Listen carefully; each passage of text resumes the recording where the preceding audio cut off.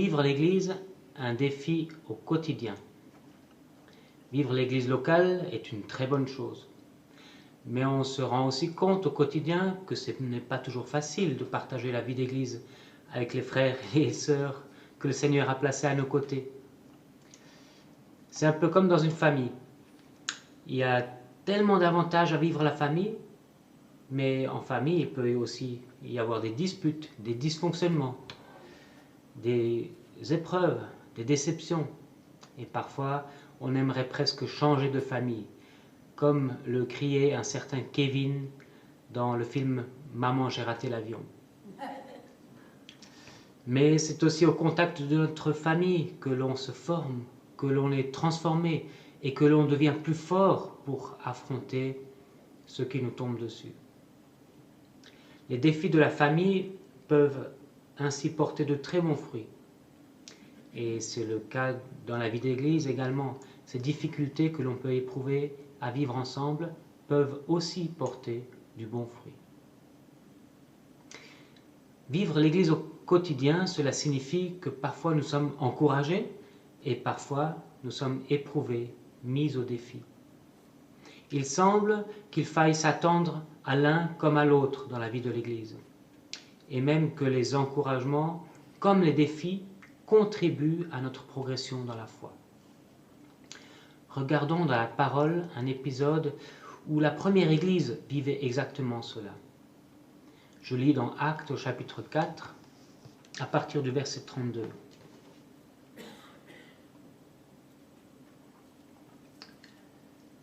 La foule de ceux qui avaient cru n'était qu'un cœur et qu'une âme. Personne ne disait que ses biens lui appartenaient en propre, mais ils mettaient tout en commun. Quel beau fruit de l'Évangile! Ces centaines de personnes qui se sont converties et qui vivent d'une nouvelle manière. Il y a une certaine harmonie entre eux. Ils vivent d'une manière bien différente d'avant. Ils mettent tout en commun. Ça ne veut pas dire qu'il y a une grande copropriété où tous les biens étaient maintenant à l'église, mais cela signifie qu'ils partageaient et qu'il n'y avait plus personne qui manquait de quelque chose. Parce que quand on voyait quelqu'un qui avait besoin de quelque chose, celui qui en avait davantage partageait spontanément et joyeusement. Et qu'est-ce qu'il se passe dans ce contexte? Je continue la lecture au verset 33. Avec beaucoup de puissance, les apôtres rendaient témoignage de la résurrection du Seigneur Jésus, et une grande grâce reposait sur eux tous. Il n'y avait aucun nécessiteux parmi eux. Tous ceux qui possédaient des champs ou des maisons les vendaient, apportaient le prix de ce qu'ils avaient vendu, et le déposaient aux pieds des apôtres. Et l'on faisait des distributions à chacun en fonction de ses besoins. Dans ce contexte, Dieu agit dans la vie des gens. Et de cette manière-là, le témoignage de l'Évangile se propage. Les apôtres sont disponibles pour s'occuper de la mission que Jésus leur a laissée. Partager la bonne nouvelle.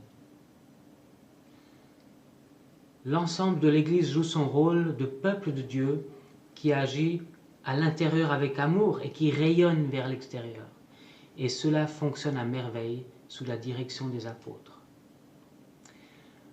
Le texte introduit à partir d'ici deux modèles qui sont opposés. Le premier, c'est Barnabas, et le deuxième, ce sont Ananias et Saphira. Voilà le premier exemple. Je continue la lecture. Joseph, celui que les apôtres surnommaient Barnabas, ce qui signifie fils d'encouragement, un lévite originaire de Chypre, vendit un champ qu'il possédait, apporta l'argent et le déposa aux pieds des apôtres. Tout d'abord, une petite présentation de ce Joseph surnommé Barnabas ou Barnabé dans les Bibles catholiques. Barnabas est un disciple qui joue un rôle important dans le livre des Actes. Ce n'est pas pour rien que son surnom est « fils d'encouragement ». Lorsque Saul, le persécuteur, s'est converti, les autres chrétiens ne lui ont pas tout de suite fait confiance. Et c'est Barnabas qui va le prendre sous ses ailes, qui va l'introduire auprès des apôtres. C'est également Barnabas qui va introduire Saul à l'église d'Antioche. Plus tard, Paul et Barnabas vont faire le tout premier voyage missionnaire ensemble, sous la direction de Barnabas. Et c'est là que Paul et Barnabas ont été nommés apôtres, au sens large du terme, c'est-à-dire envoyés. Barnabas, c'est également le cousin de Jean-Marc. Jean-Marc qu'il va emmener avec lui en mission, mais au sujet duquel Paul et lui vont se disputer. Mais ce Jean-Marc, c'est lui qui rédigera plus tard l'évangile de Marc. Barnabas est donc une personne qui a encouragé des disciples clés dans leur service pour Dieu. Barnabas ici est cité en modèle parce qu'à travers son don, ce qu'il a offert à l'Église, il a encouragé toute l'Église. Il a vendu un champ, probablement aux alentours de Jérusalem, et il a apporté l'argent aux pieds des apôtres. C'est-à-dire qu'il en a fait don à l'Église. Il a accepté que ce ne soit pas lui qui décide comment l'utiliser, mais que ce soit l'autorité de l'Église, c'est-à-dire les apôtres, qui puissent décider comment utiliser cet argent. Pourquoi est-ce que c'est seulement Barnabas qui est cité en bon modèle, alors que le texte semble dire qu'il y a beaucoup de disciples qui ont agi ainsi? On ne sait pas. Mais on voit qu'il le fait avec un cœur pur, sans arrière-pensée. Barnabas, ainsi que d'autres qui avaient des biens, les vendaient volontairement. Il n'y avait aucune obligation, et il confiait cela pour que l'Église en dispose. Certainement que l'espérance d'un retour rapide du Seigneur les avait poussés à vendre leur terrain. En tout cas, on voit que Dieu les a conduits à user ainsi de leurs biens et à bénir les frères et les sœurs avant la destruction de Jérusalem, où leurs biens auraient été perdus. La suite du texte montre le modèle inverse. On continue dans le chapitre 5.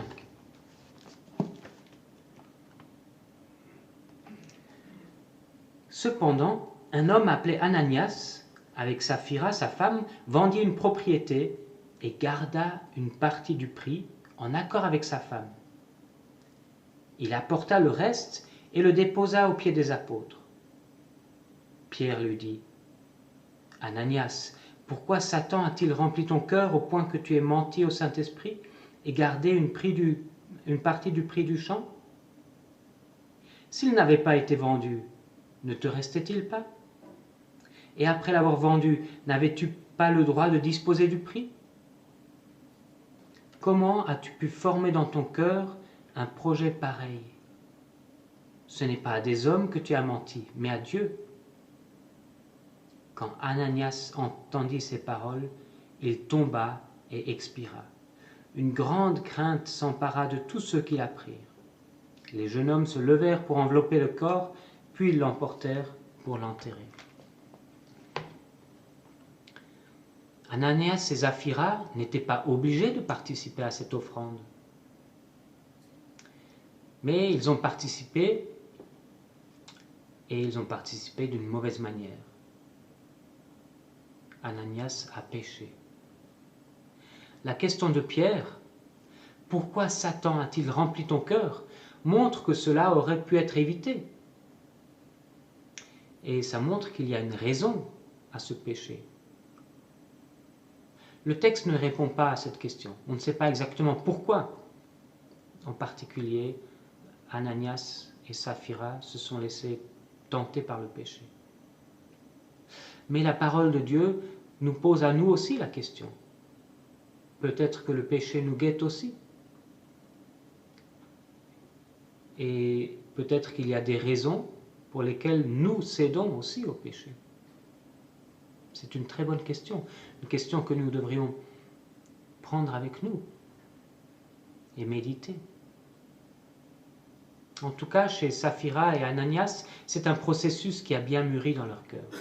D'après cette phrase, « Comment as-tu pu former dans ton cœur un projet pareil ?» Ça a pris du temps. Ce n'était pas un coup de tête. Et c'est pareil pour nous. Souvent, le péché, ce n'est pas juste un coup de tête, mais ça prend du temps, on le laisse s'installer. Quelles sont les protections qui n'étaient pas là, qui auraient pu protéger le cœur de Ananias et Saphira?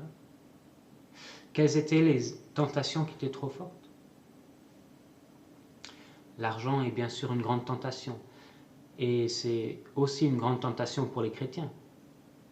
Mais il n'y a pas ici que l'argent, parce que Ananias et Saphira auraient pu garder leur argent. C'est là où c'est tragique. Ce péché n'était pas nécessaire. Ils n'étaient pas obligés de donner comme les autres.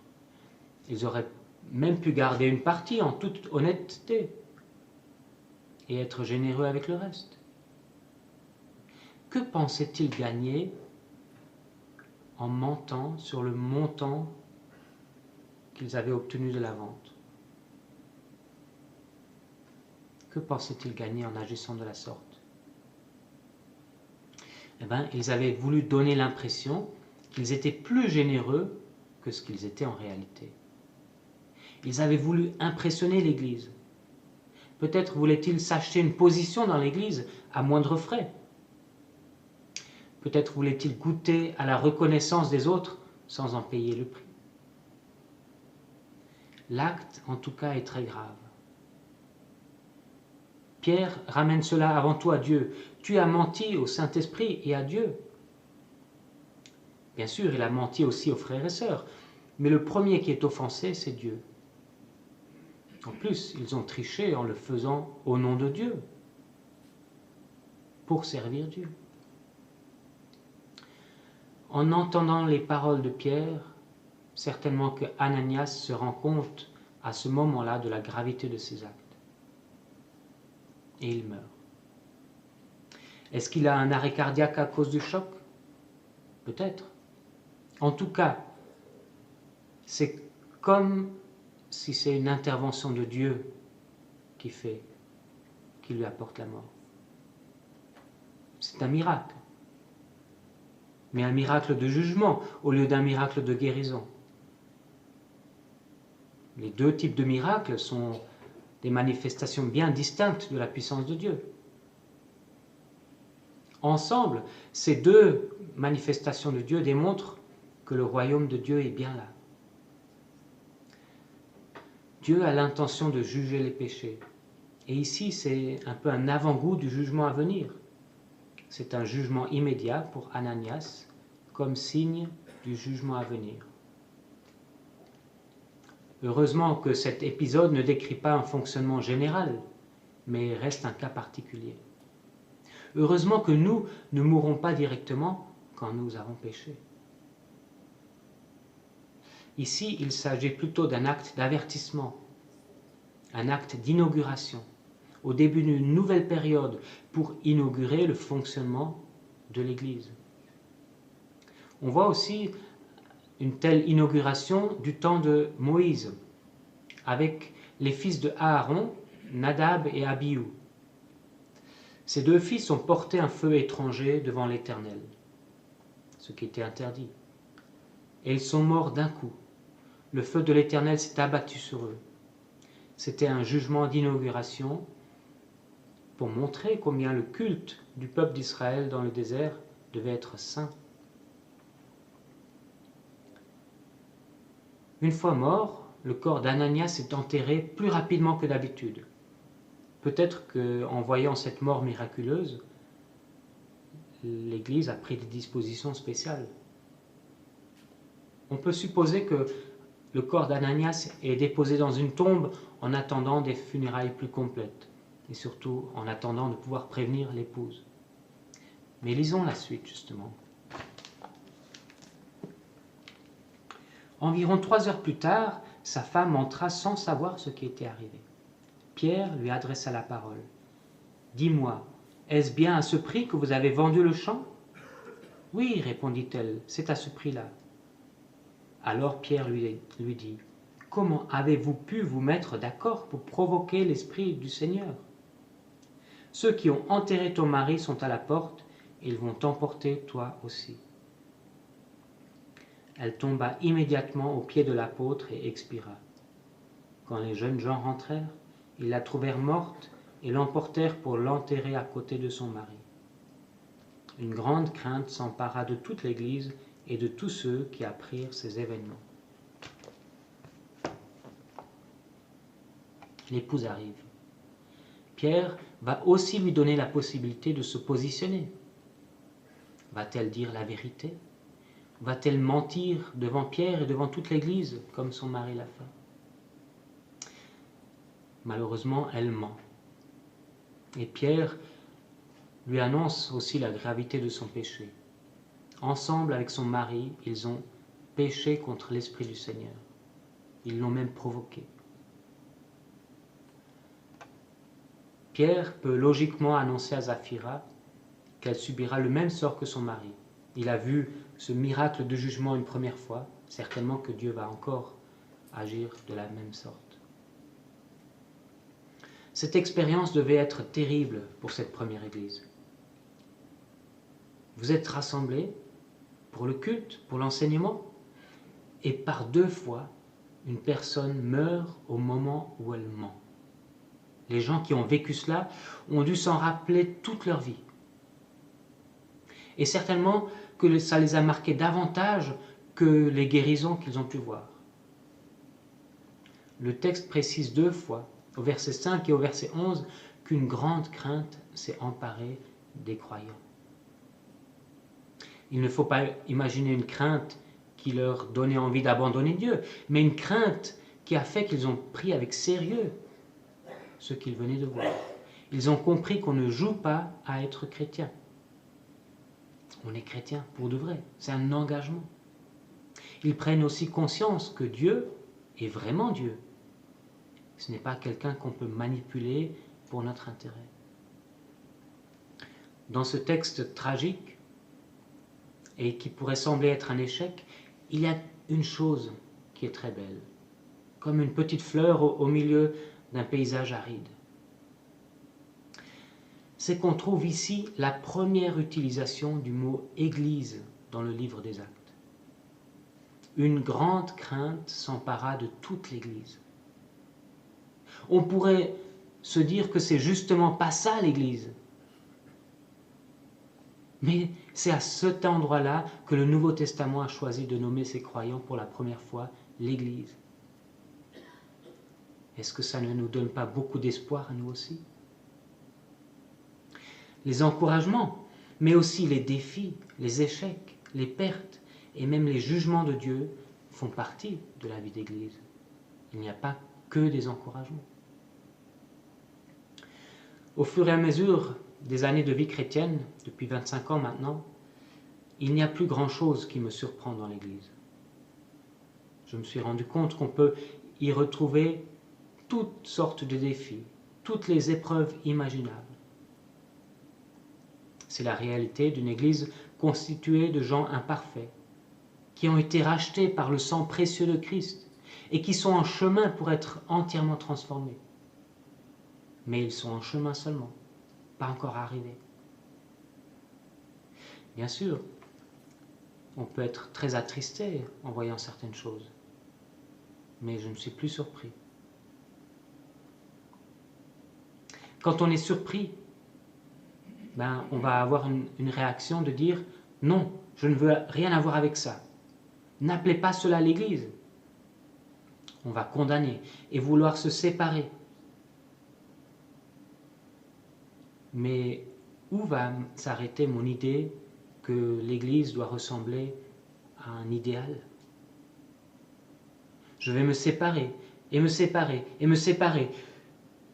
Et on va se séparer comme ça jusqu'à ce que chaque chrétien soit seul dans son Église, où il ne sera plus attristé par le péché des autres.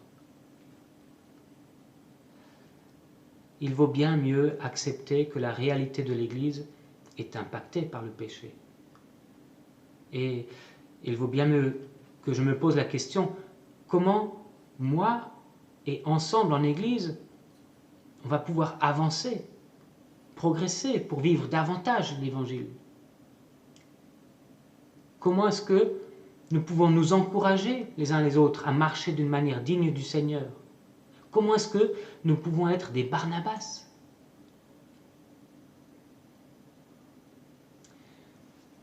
Ce que vit l'Église après 2000 ans est un miracle. Elle est toujours là. Après tant de conflits de génération, après tant de conflits doctrinaux, elle est toujours là. Elle est toujours vivante. Et elle a un témoignage comme jamais dans ce monde. Est-ce que ce n'est pas un miracle là? N'est-ce pas là la preuve de la grâce de Dieu qui repose sur son peuple malgré la réalité des hommes et des femmes qui la constituent? Vivre l'Église au quotidien, c'est accepter de la voir comme le Seigneur la voit. Il l'aime au point de l'appeler épouse de Christ et de lui faire porter des fruits exquis. Mais il la voit aussi comme elle est, dans sa réalité. Et il est patient avec elle. Par amour, il la forme, il la déforme, il la transforme pour la purifier, pour qu'elle soit prête à rencontrer Jésus-Christ. Voilà la vie d'église au quotidien avec ses défis.